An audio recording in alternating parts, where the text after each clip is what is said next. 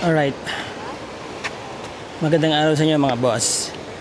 Dito ako ngayon sa San Miguel, wala muna tayong property vlogging ngayon. Papakita ko lang sa inyo yung itsura ngayon ng coastal area ng Zambales, mula dito sa San Antonio hanggang dun sa Botolan. Alright, so tignan natin kung ano na yung itsura niya after ng mga dumaang bagyo. This was like 4 months ago, simula nung yung last time na i-vlog ko itong lugar na to. Sisingit ko rito yung video shots ko noon na napakaganda pa nito before, mga 4 months ago. Pero ngayon, ganito na itsura niya. May mga parts na rin po siyang nasira dito, no? Dumikit na yung dagat dito. Ito kasing ilog na to, pagka bumabagyo talagang dumidikit siya dun sa dagat. Pero dati kapag dating ng summer, bumabalik yan. But this time, hindi ko alam kung, we're not sure kung babalik pa yung buhangin na yan o hindi. Nakita nyo naman sa drone shots natin before na maganda pa siya, no?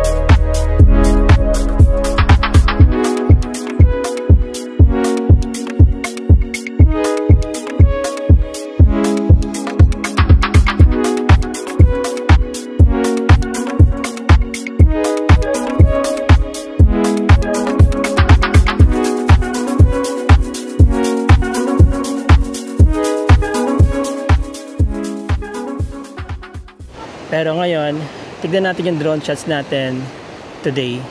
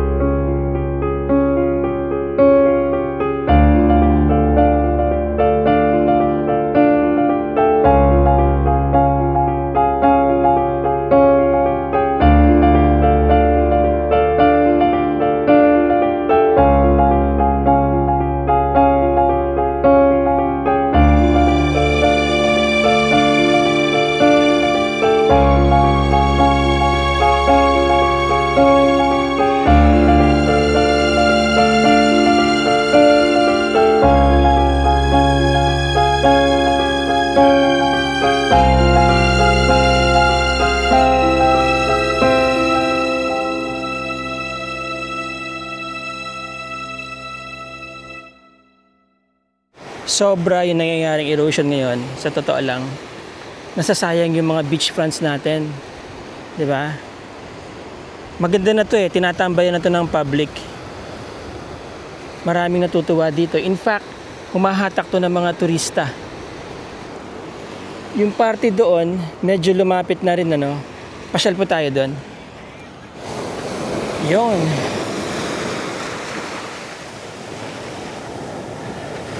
Last time mga boss, may nakausap akong local dito. Itong mga bato na to, tinambak talaga para dito sa kalsada. Pero ngayon, dahil sa erosion, yan, naglabasan na rin yung mga tubo ng poso.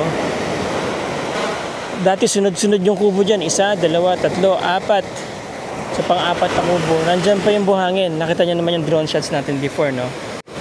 Ayan po, tubo ng poso yan. Lumabas na. Ibig sabihin, yung buhangin, ganyan kataas. Diba? Babagsak papunta dun.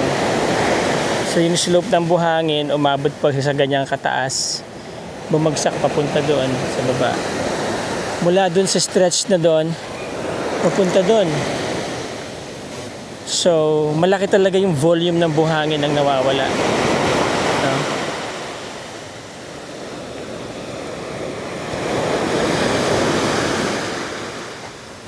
Okay, so ito ang sitwasyon ngayon dito sa San Miguel, San Antonio, Zambales. Punta po tayo next town sa San Narciso. Tignan natin yung public beach doon. Na-feature ka na rin po itong public beachfront na to, no? Isa po ito sa malawak o mahabang public beachfront sa Zambales. Pero meron na rin po siyang sign of erosion. Although hindi siya ganoon kalala kagaya sa ibang lugar, kagaya sa San Felipe. San Felipe talaga malala. Yan. Marami pa rin construction na nangyayari dyan. Ito, kapag kagabi maganda po rito, maraming mga nagtitinda dyan.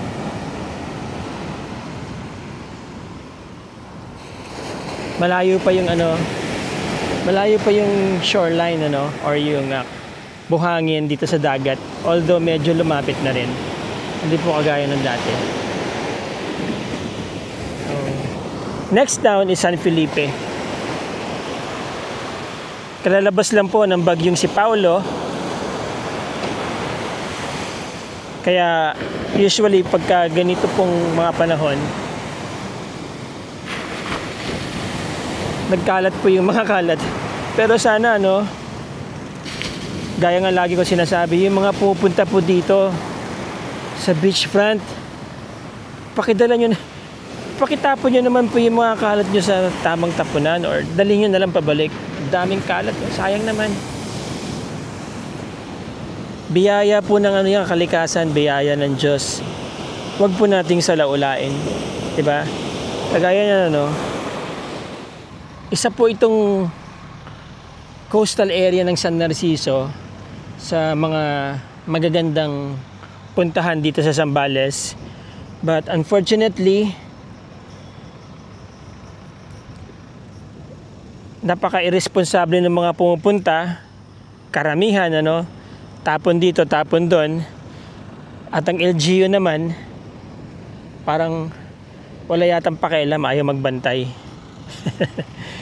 Para saan yung 30 pesos na sinisingil ninyong environmental fee, kung hindi nyo naman mababantayan itong beachfront nyo dito, diba? May sinisingil kayong environmental fee na 30 pesos, pero ayan, nagkalat pa rin ang mga kalat. Okay, palipad tayo ng drone.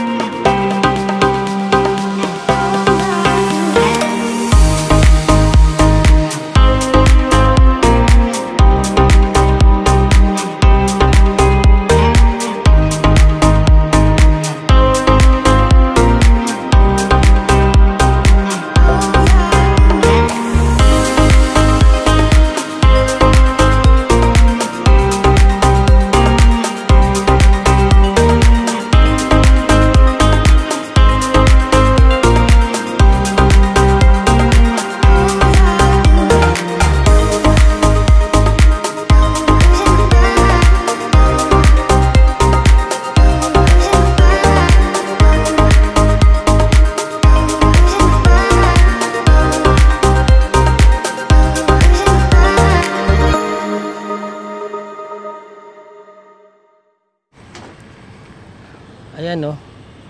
Nagkalat talaga yung mga kalat, ano. Ang sakit sa mata. Tsaka alam niyo ba mga boss, mga nasa LGU dyan, ano, nagbi-breed po ng disease yan. Yung mga basura na yan. Sa maniwalat kayo sa hindi. 'Di ba?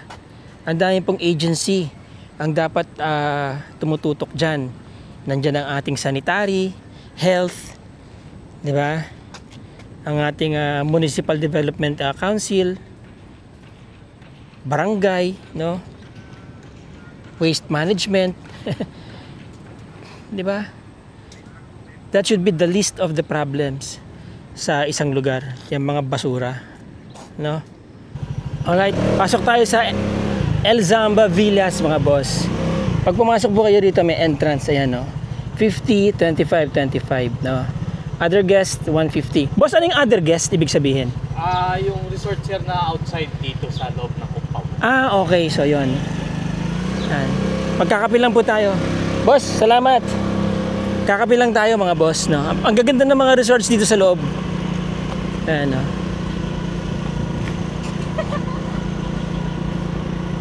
Hanap tayo ng pagkakapihan natin.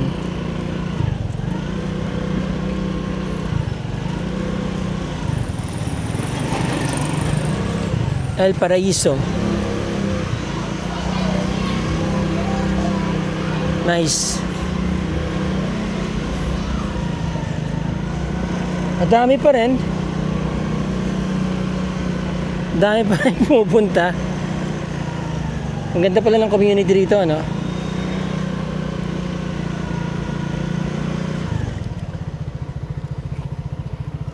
Dome Cafe. Alright. Okay, nakita niyo kung ano yung nagagawa ng turismo, 'di ba? Ayan, oh. Ito yung mga investments na hindi naman kayang i-provide ng local government, 'di ba? Kaya dapat inaalagaan natin yung turismo natin dahil nagpo-provide ng maraming jobs 'yan. Maraming trabaho. Sabi sa akin, konti na lang daw pumupunta ngayon dahil nga nasira na yung beachfront. Boss, espresso nga. Americano. Black. Okay na. Ha? Ano bang sizes meron kayo? 16 ounce lang po at saka 12 ounce po. Yung hot po namin 12 ounce. Yung 16 ounce po is ice. Ice na lang. 16 ounce. Na Americano po sir. Oo. Sa Americano nga. Ang ganda rin ng tirada nila dito, oh. No?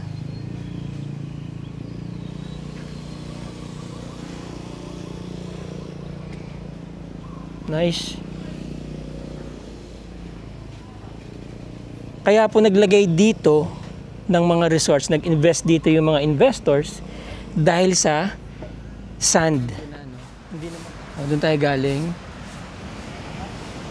First time ko nakapasok dito sa loob ng El Zamba, no? Magkano po rent? Ay, rent daw, sir. Rent daw po. Ay. Magkano po rent? 1,001 or 530 minutes. Ilan po ba kailangan niyo, sir? Kaso, hindi na ako makapatakbo dyan, hindi kagaya nung dati. Meron po tayong tour, sir. Mas maganda po yun.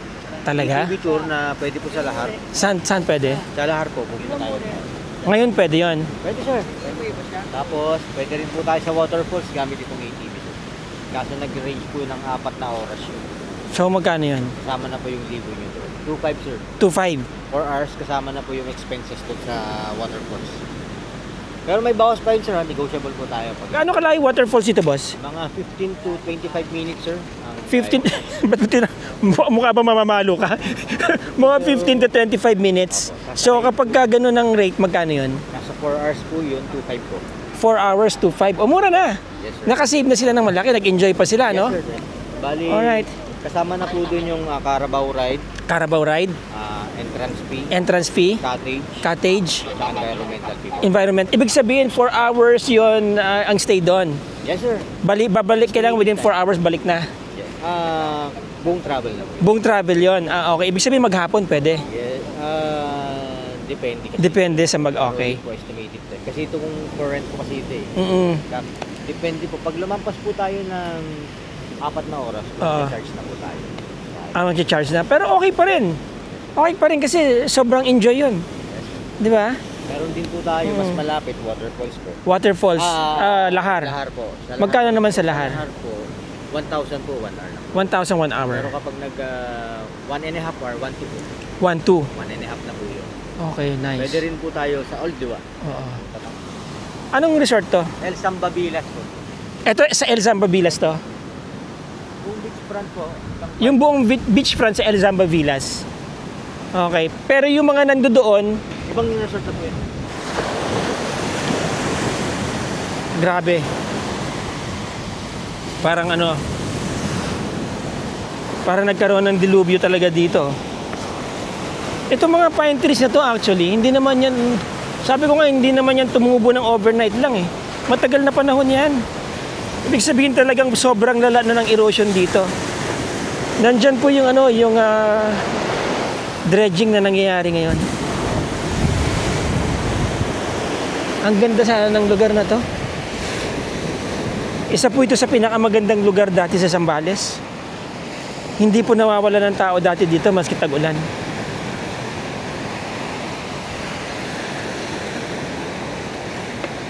Ayun pati yung kabila nasira na rin Nakatayo pa yan before eh. Pero ngayon wala na. Ang ganda rito Yun yung Bali, na nai-content natin before.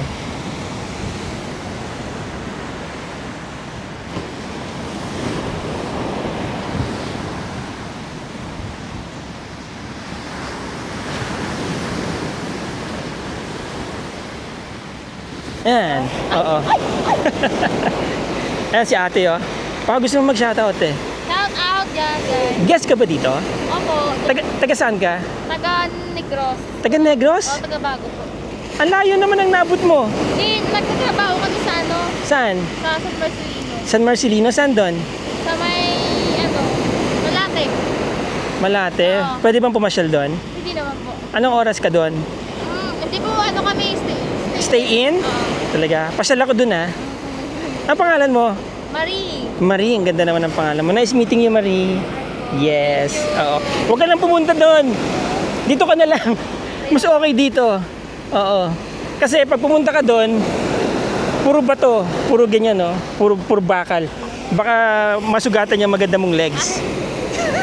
Okay, Ma'am Marie. Nice meeting you. Nice meeting you. Oo. Thank you. Ito na po yung building dito sa dulo, Ayan, Pabagsak na pala siya, boss? Babagsak na siya, Nakita niyo yung mga crack sa wall?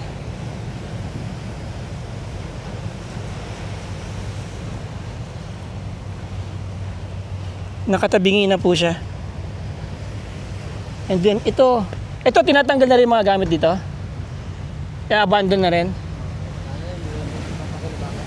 Ito? Hindi na rin nila mapigilan yung pagbagsak. Ang may-ari nito at saka to, isa lang. Magkaiba.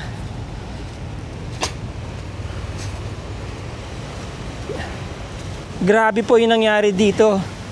Nakakaiyak. Ito yung swimming pool. Ito, kinukuha na po nila yung mga gamit dito. I-auction na nila yan. Lahat ng pwedeng pakinabangan, tinatanggal na nila para ibenta.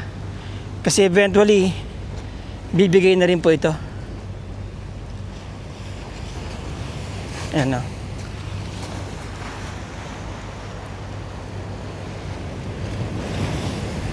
So, tinambakan nila ng mga bato. Yun, wala na rin,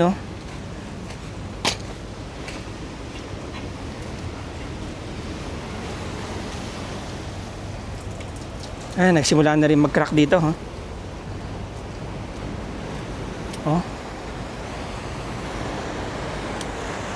Ayan na yung dagat. Ayun, nagbagsakan na yung mga resorts doon. Nakita nyo yung mga buildings doon. Wala na. Ito, Pabagsak na rin mga boss. Hindi talaga siya mag-hold. Sabi ko na noon, hindi mag-hold to. Bibigay at bibigay ito. Kita niyo yung palo ng alon na yan. Wala pong tigil yan, syempre. Kinakalkal niyan yung ilalim. Ayan, oh.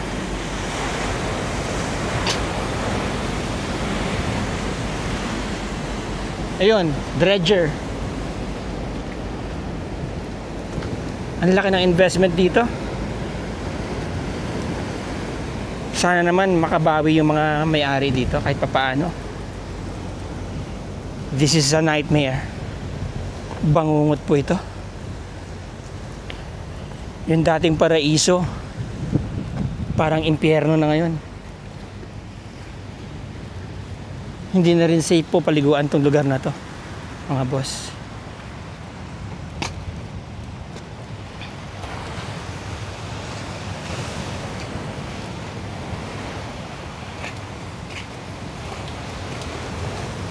Sayang. Ayan, no? Wow.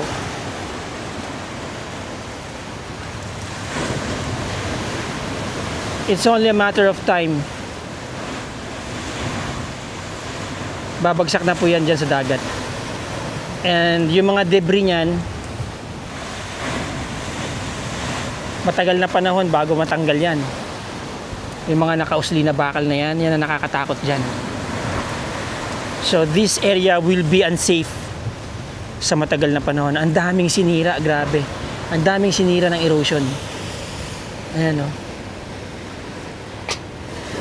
Ganito pala yung magnitude ng ano dito, damage, no? Wow. Agrabyado yung mga investors dito. Oh, ang lalaki na ng mga pine trees na to, oh.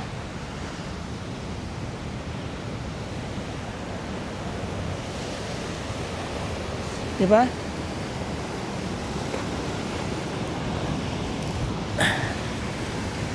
Ayan, no?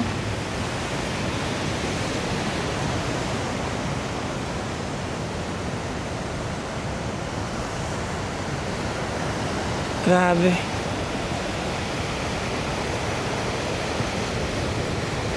Ang laki ng sinira.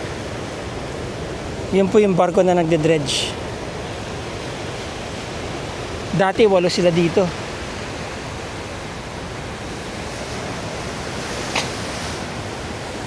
Wow.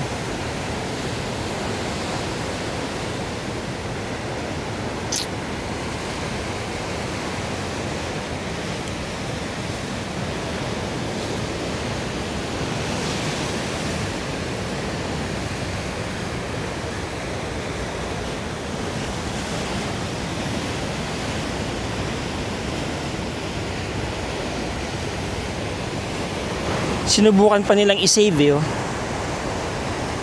No, pero wala rin nangyari.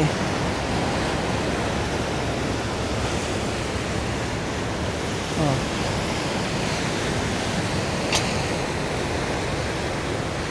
Ginawa nilang magagawa nila para i-save pa.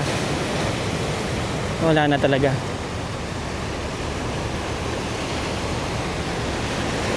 Ay.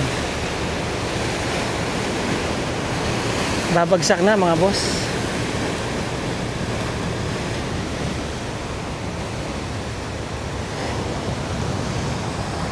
Isa po ito sa mga sikat na resort dito. Napakaganda po nito.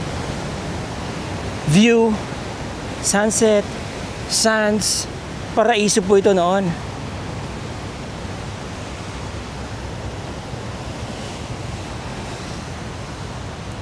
Yeah.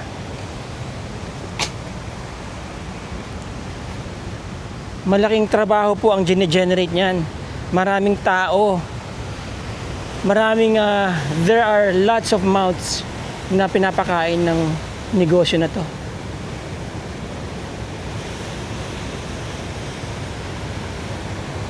And in a matter of few months, nawala.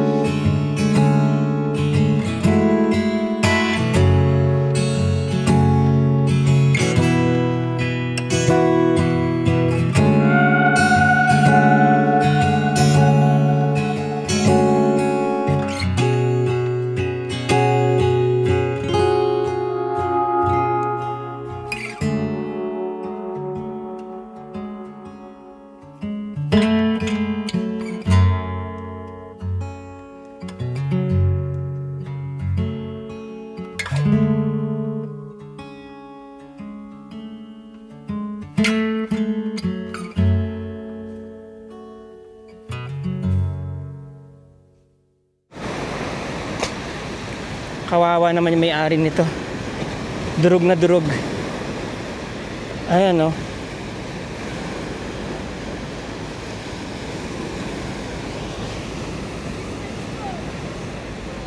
Tignan po natin yung bahay na yon. Palapitan natin kay Chokokoy.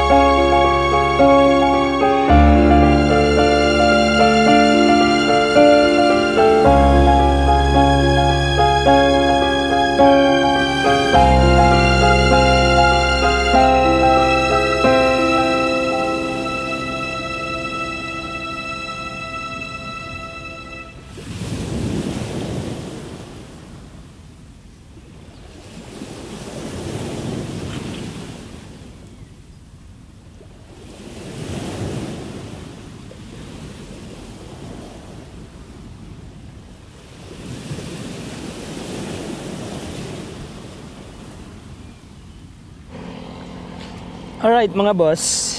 Okay.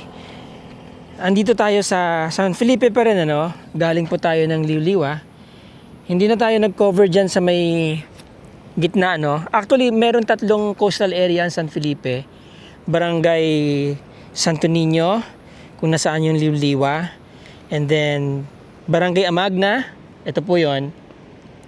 Tapos, Barangay Sindol. Alright?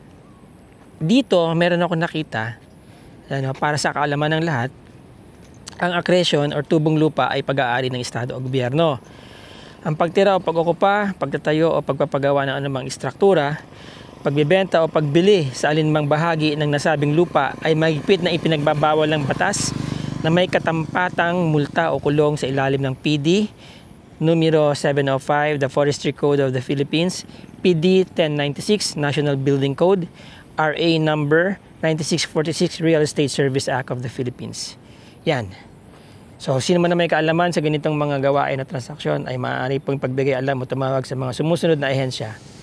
Pero, ito po yung accretion. Yan. O, diba? Paliparin natin si Chokokoy.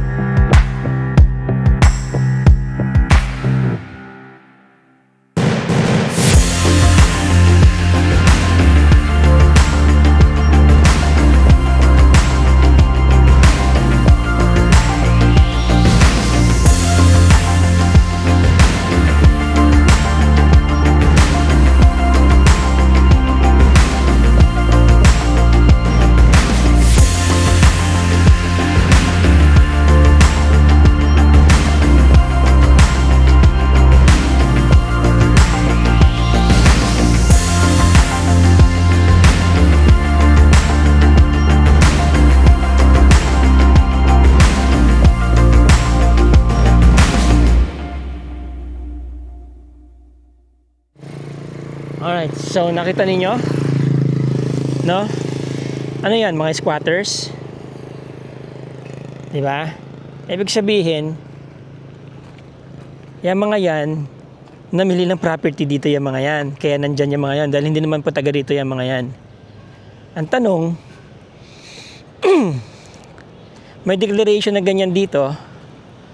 So, anong ginagawa ng gobyerno? Diba?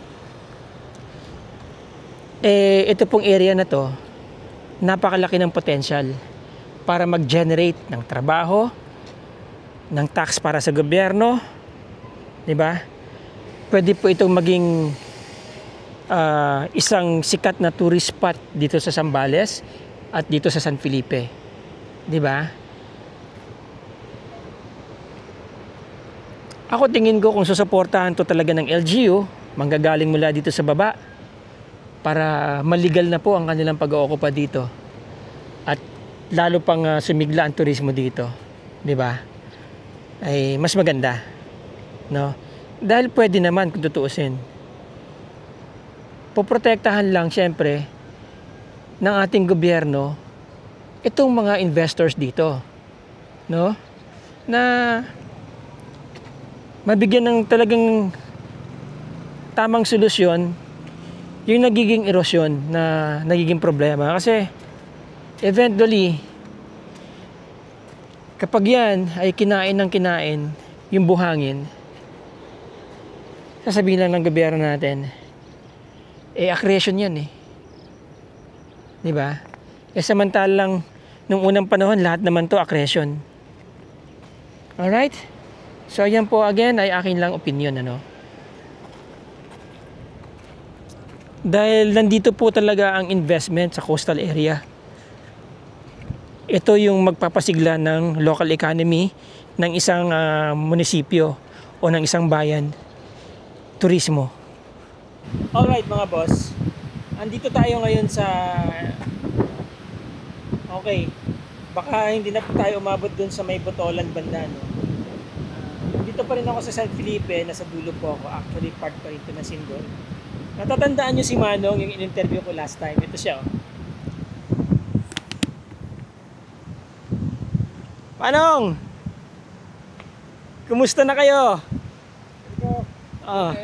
Mabuti. Natatandaan nyo po si Kuya. Ano na po pangalan nyo ulit? Conrado de la Cruz. Conrado de la Cruz. Kung natatandaan nyo po siya, siya po yung in-interview ko noon dito. Nung in-interview ko kayo noon, meron pang ano dito, Manong, ha? Pwede po bang tumingin dito? Pasok tayo. Oo, pwede. Meron pa po itong ano parang may bahay pa yata dito sa unahan. Oo, mayroon doon. Meron doon nung in-interview ko po kayo. Oo. Tapos may CR pa yata dito. Oo, mayroon. Ito po. Yan, yung kanyang ebidensya. Yan. Ngayon, ito ginagawa pa lang, hindi na nila tatapusin yan. Hindi na. Hindi na syempre. Oo. Tingnan Opo. hanggang Nobyembre siguro. Pag mag-amihan na, Oo. tutuloy din yan din magpapatampak ako rito. Papatambak na lang kayo dito. Suporta lang ito. Kanino po ba ito? Yung tiga Rizal. Taga Rizal. Kita nyo, no? Ang mga nag-i-invest po dito, mga dayuhan, na naniniwala dito sa atin na dadayuhin tayo ng mga turista kasi meron po tayong buhangin. Yan ang mahalaga sa atin eh. Pero ngayon, nawala na. Tignan nyo. Ibig sabihin, Manong, ang kinain, mula dyan, nakalubog yan dati, di ba? Oo. Pababa pa ganun, ang lalim, no? Ang laki na nang nawala. Sobrang laki na pala nang nawawala, Manong. Malaki. Oo.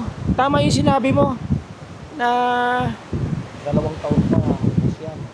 2 taon pa. Oo. Mas wala ng dredging na nangyari dito. Oo. Bakit po?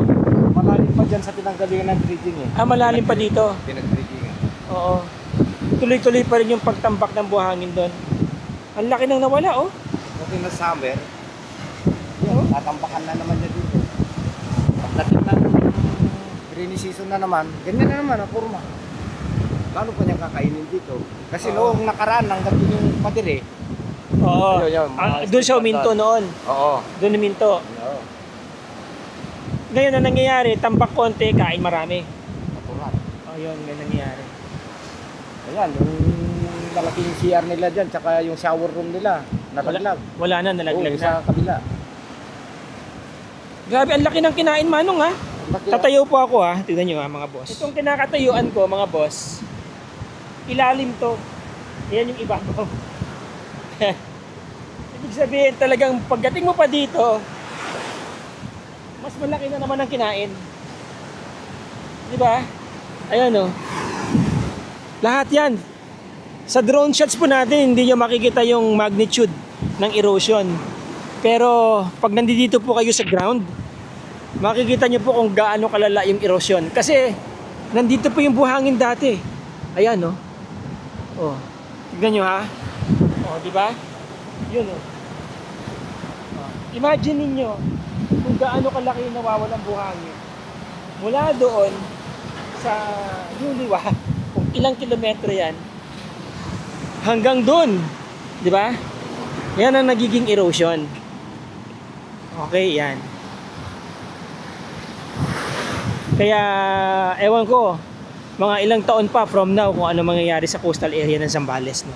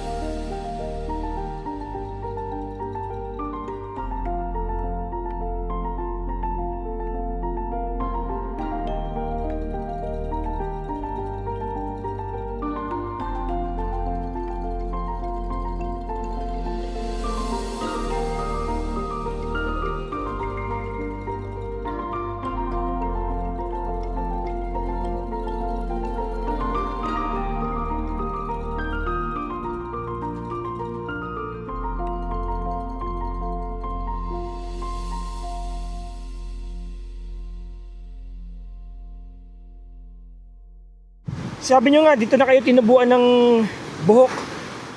At dito na rin kayo naubusan ng buhok. Di ba?